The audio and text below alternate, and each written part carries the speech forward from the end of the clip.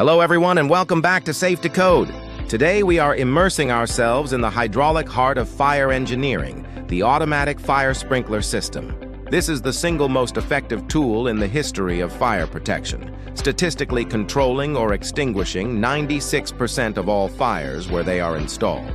However, for engineering students and safety professionals, knowing what a sprinkler is not enough.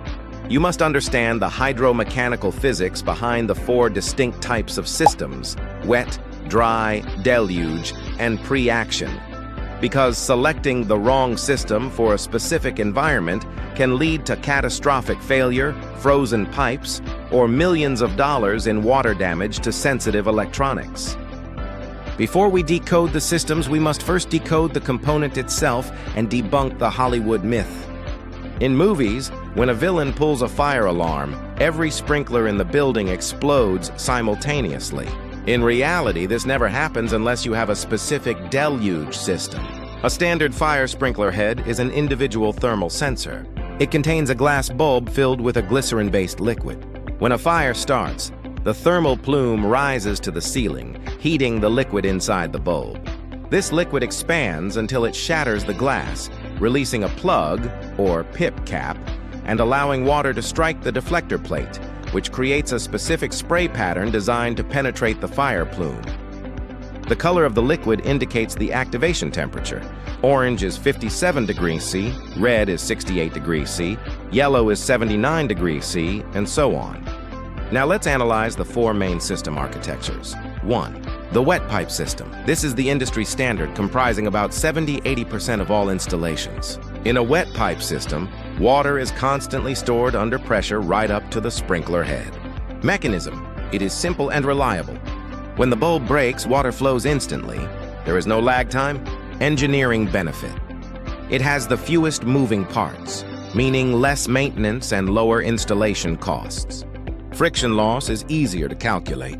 Critical limitation. It cannot be used in environments where the temperature drops below 40 degrees.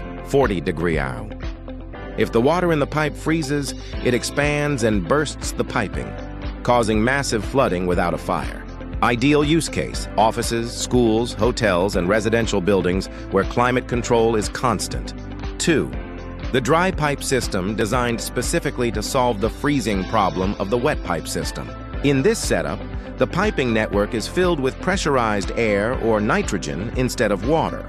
Mechanism. A specialized dry pipe valve holds back the water supply. The air pressure in the pipe keeps this valve closed, often using a differential surface area, meaning 1 psi of air might hold back 6 psi of water. When a sprinkler head activates, the air escapes first. This drop in pressure trips the valve, allowing water to rush into the system and out of the open head. Engineering challenge. There is a hydraulic lag, a delay of up to 60 seconds between the bulb breaking and water arriving. To mitigate this, engineers often install accelerators or exhausters to dump the air quickly. Ideal use case: unheated warehouses, parking garages, loading docks, and commercial freezers. 3. The deluge system. This is the Hollywood system, but in real life, it is reserved for high-hazard industrial applications. Mechanism.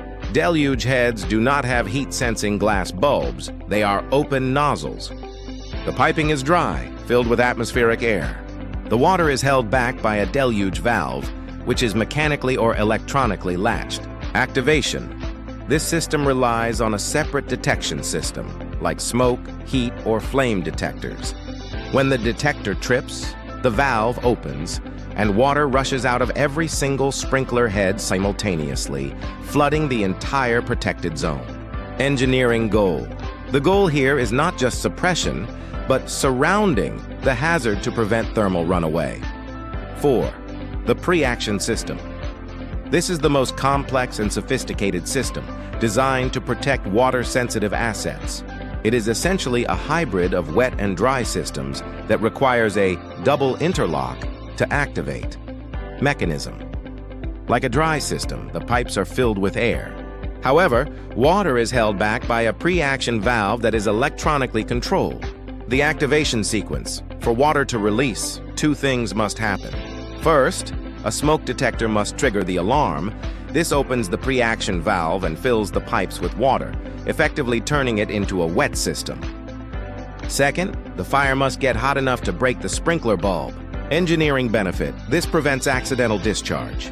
If a forklift driver accidentally knocks the head off a sprinkler, only air escapes. No water flows because the smoke detector wasn't triggered. If a smoke detector has a false alarm, no water flows because the bulb didn't break.